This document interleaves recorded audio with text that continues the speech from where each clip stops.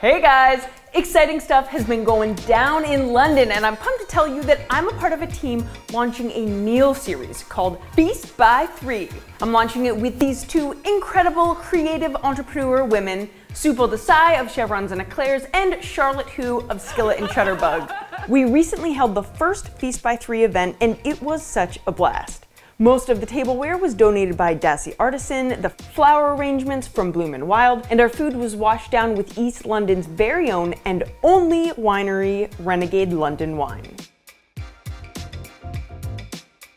My cooking contribution was this sweet potato crust tart with roasted pepper and Brazil nut pesto, and I put together one heck of a cheese plate too.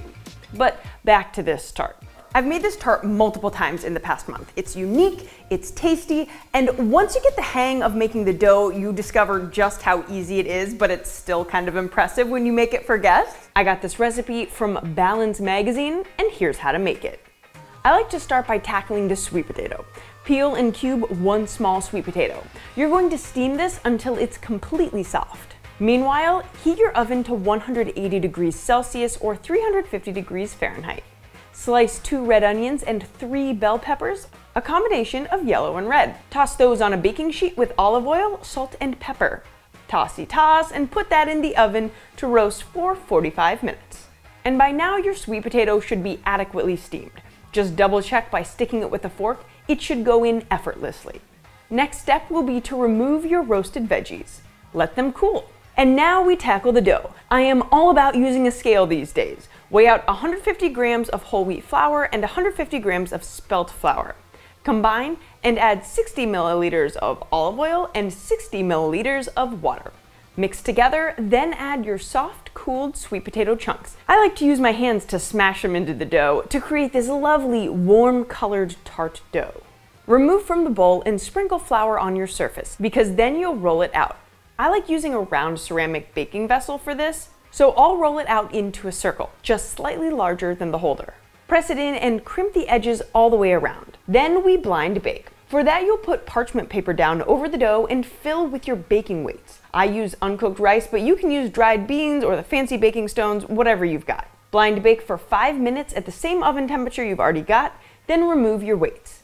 Puncture the bottom with a fork and brush with egg wash. This part wasn't in the Balance recipe. It's my addition because it's going to give the crimped edges a lovely golden glow, and it'll help keep the bottom of your crust from getting soggy. Then pop this back into the oven for an additional 10 minutes. Now, the pesto.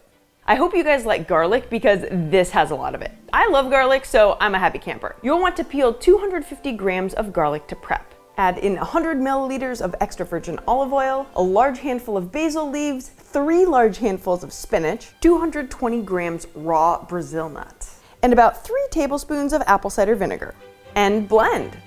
Oh yeah, that's the ticket. Look how gorgeous this color is. Spread the pesto over your expertly done sweet potato tart. You should totally be patting yourself on the back right now because all the hard work is done. Just put everything together now. And pop that bad boy back in the oven for another 5 minutes.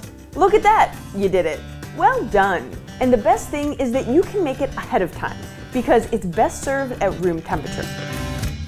So I put it together first thing in the morning. That was crossed off the list by the time the whole crew came over and event designing got into full swing. A bounty of food flooded the kitchen. More cooking happened as well as flower arrangements.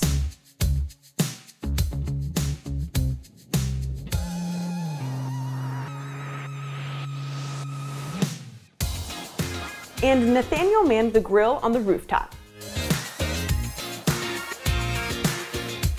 I've got to say, his lamb with carrot top pesto and feta cheese was restaurant quality. Done. I don't know what to drop, but... It really was a feast. We also had roast carrots with tahini and pomegranate seeds, Supal's mom's recipe for lamb and beef skewers, heritage tomatoes with mozzarella and roast corn. And thus, Feast by 3 was born. More events to come. Oppo! Oppo, hey! As always, keep it quirky. See you next week.